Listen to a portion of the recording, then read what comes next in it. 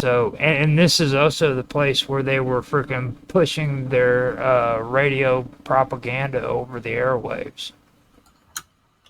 Remember, a lot of during that time, a lot of Africans or African countries were, excuse me, were susceptible to the entire Cold War argument. Mm-hmm.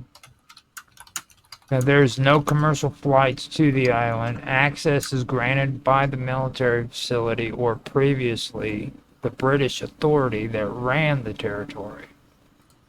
Diego Garcia is seen as having high strategic importance because of its location and in the heart of the Indian Ocean.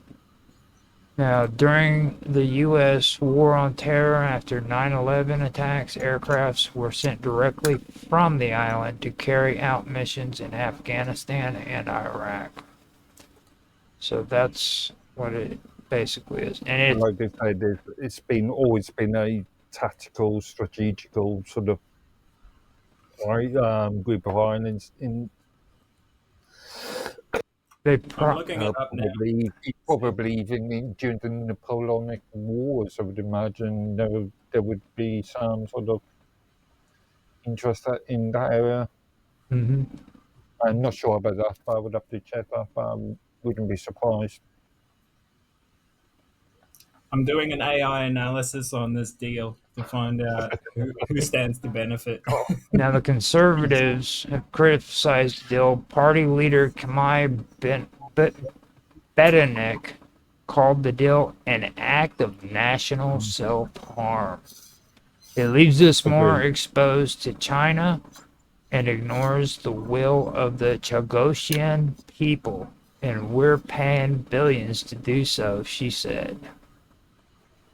And Reform UK leader Nigel Farage said the deal was not necessary and played into China's hands.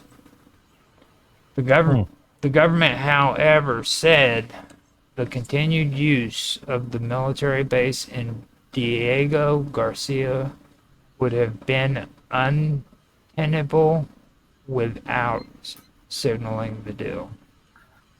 They've never demonstrated how it was untenable. They've just stated that and never actually elaborated on that point. Yeah, I know that does seem kind of empty. It's a hollow statement, in my opinion. Like, that's the messed up part about it. Now, Defense Secretary John Healey said, without this deal, within weeks, we could face losing legal rulings, and within just a few years, the base would become inoperable. So, based upon what principles? And if you say international law, I would say you're speaking a load of crap. But based upon what principles? On what ideals? okay.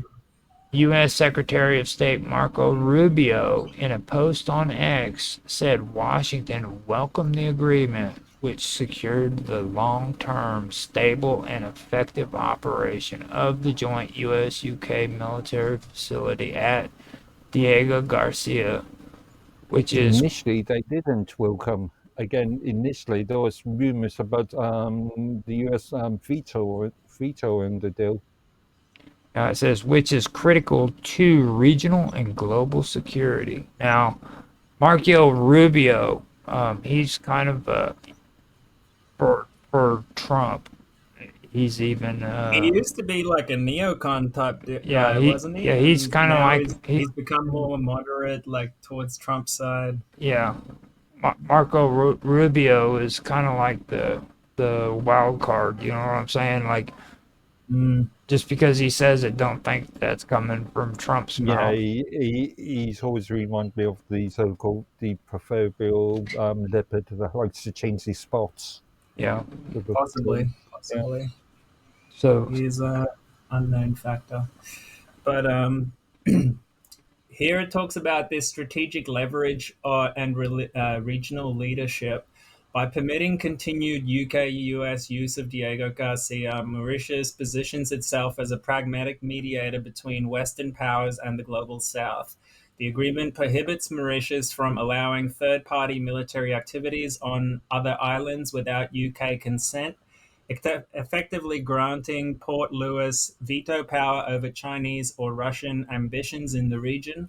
This clause elevates Mauritius's role in the Indian Ocean security dialogues, potentially aligning with India's security and growth for all in the region.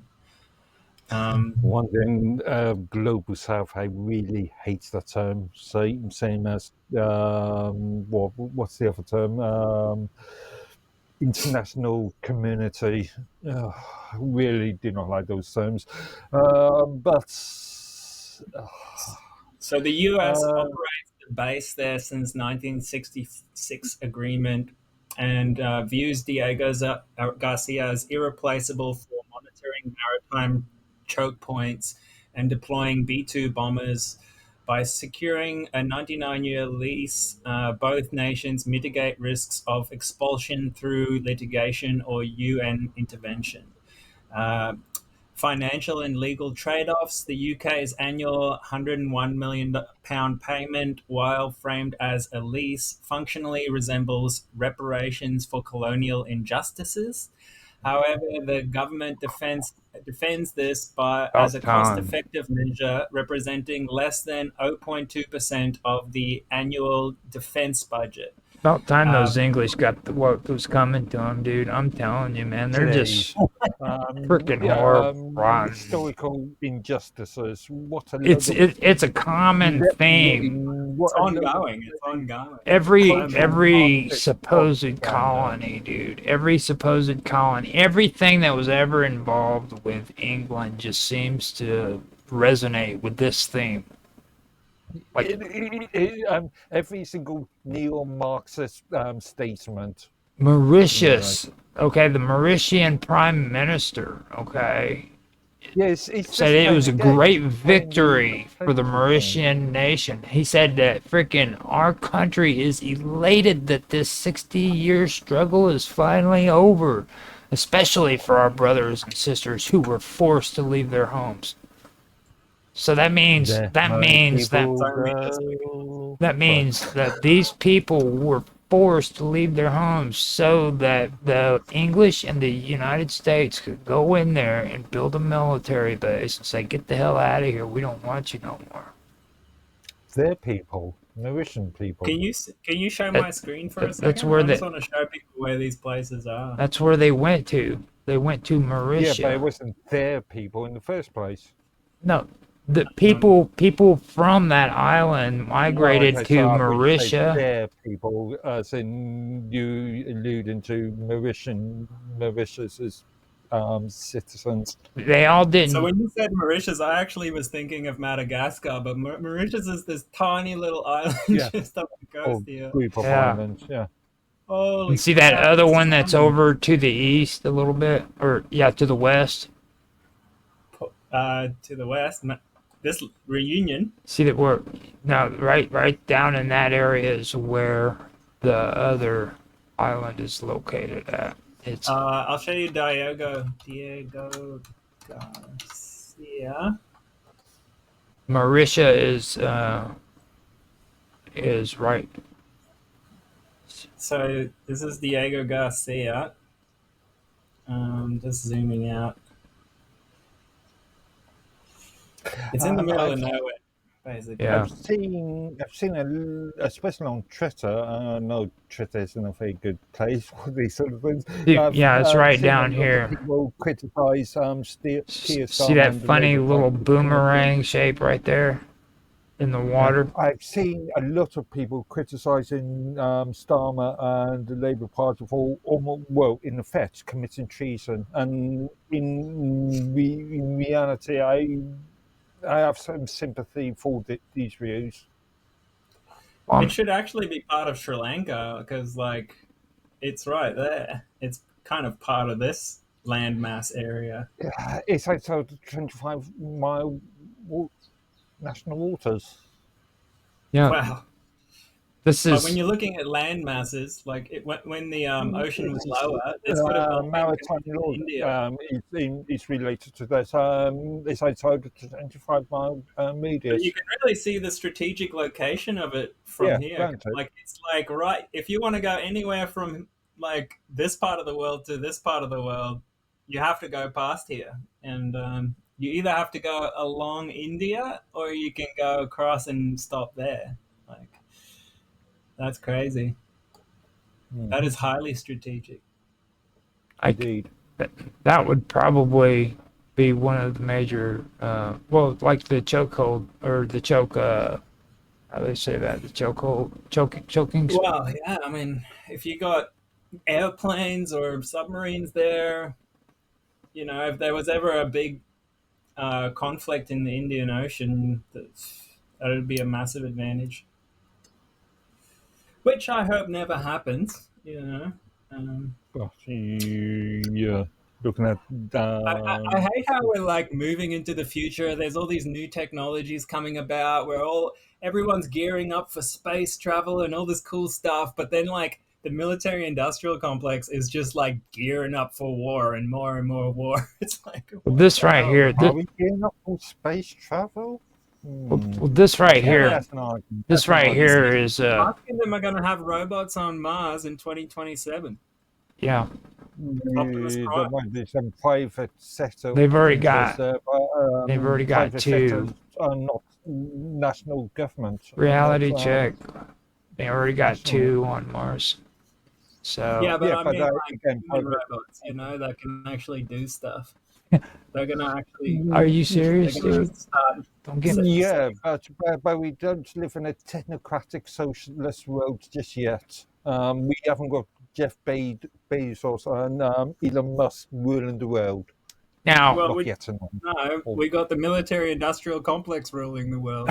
Now this story, bankers, national bankers. this story to me, it says something that is spiritual and it's releasing. It says that we are sick and tired of the English dominating our every freaking way of life. Like the Chongosian island belongs to us.